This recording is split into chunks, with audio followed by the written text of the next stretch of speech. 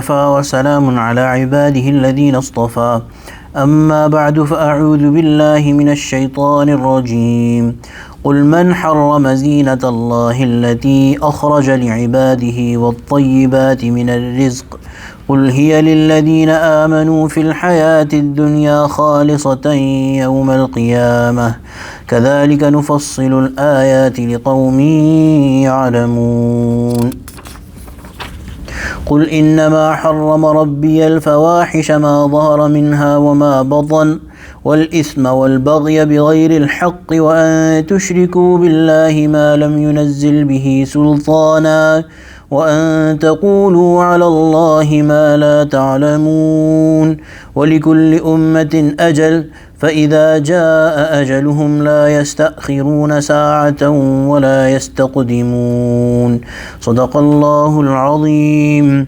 وبلغنا رسوله النبي الكريم ونحن على ذلك من الشاهدين والشاكرين والحمد لله رب العالمين.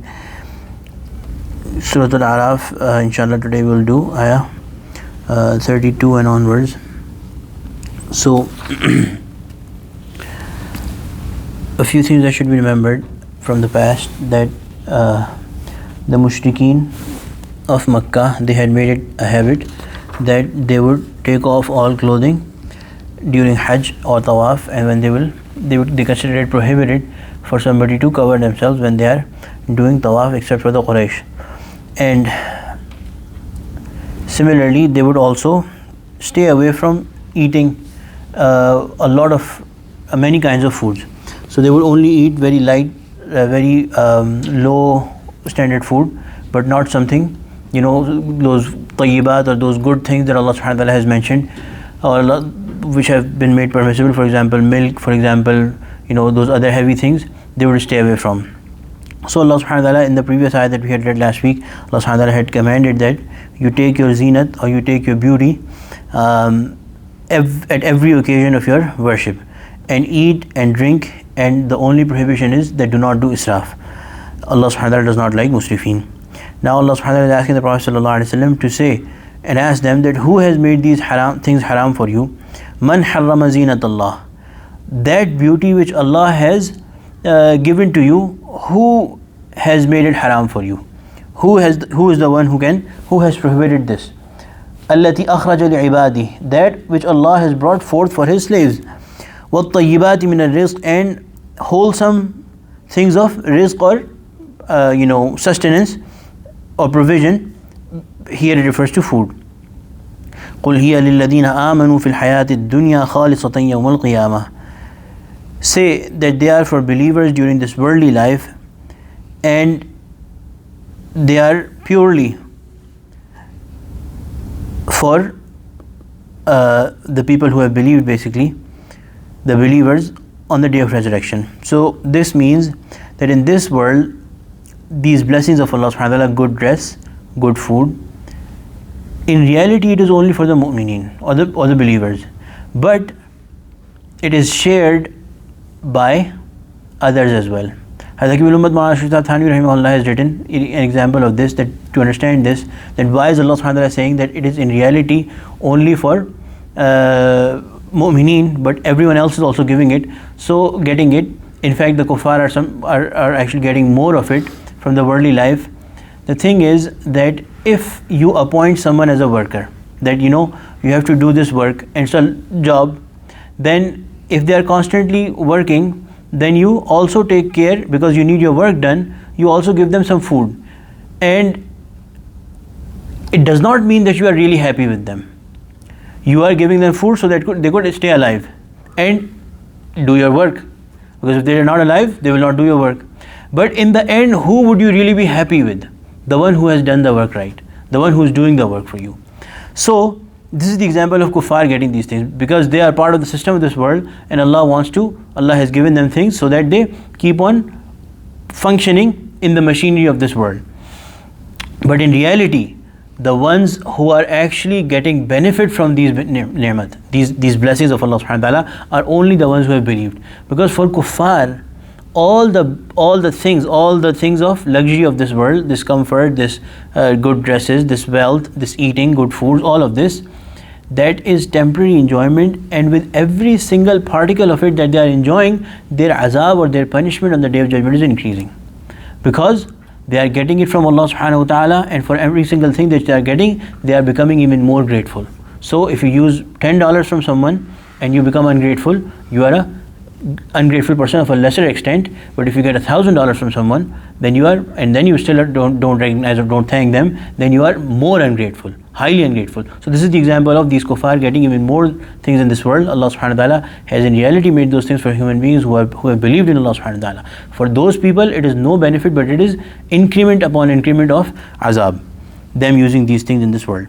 And khalisatan yawm al-qiyamah, on the Day of Judgment and the hereafter, it will not even be apparently shared by the kuffar. All the ni'am or blessings of Allah subhanahu wa ta'ala, they will be specific for believers only. كَذَلِكَ نُفَصِّلُ الْآيَاتِ لِقَوْمٍ يَعْلَمُونَ. This is how we elaborate the verses or signs for people who understand.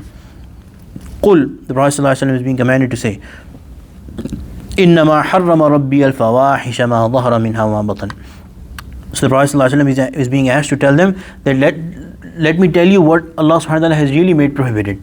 Harrama Rabbi, my Lord has prohibited fawahish, all the things of shameful acts. Ma dhahara minha, those things that are apparent, just like you are doing. Apparently you are visible to everyone, that you are going around the house of Allah subhanahu wa ta'ala or going around in public without clothes. Wama batan, and all the secret acts of sin as well. Wal ism, all sorts of sins. But ism here technically would mean sins of your own self, the sins that relate to your own self. Wal baghya bighayri al-haq, and aggression without your right, unjust aggression. So this refers to taking the rights or usurping or not fulfilling the rights of others, doing aggression over others. وَأَن تُشْرِكُوا بِاللَّهِ مَا لَمْ يُنَزِّلْ بِهِ سُلْطَانًا, and these are the huquq. So first was حقوق النفس, or the rights of your own self. Then the second, والبغي بغير الحق, refers to حقوق العباد or حقوق الخلائق, all the creations of Allah subhanahu wa ta'ala. وأن تشركوا بالله ما لم ينزل به سلطانا, and that you do not associate partners with Allah subhanahu wa ta'ala, anything you associate with Allah subhanahu wa ta'ala that Allah subhanahu wa ta'ala has not sent down any authority about.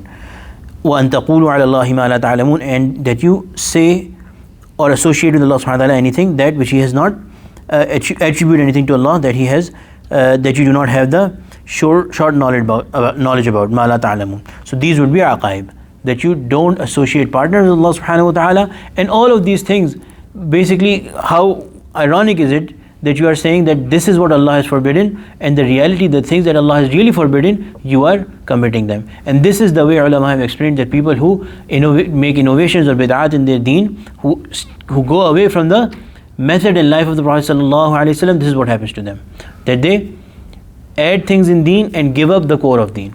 The things that they are required to do, they don't do. They are pushed away from it, and they just remain indulged in those things that they have come up with on their own.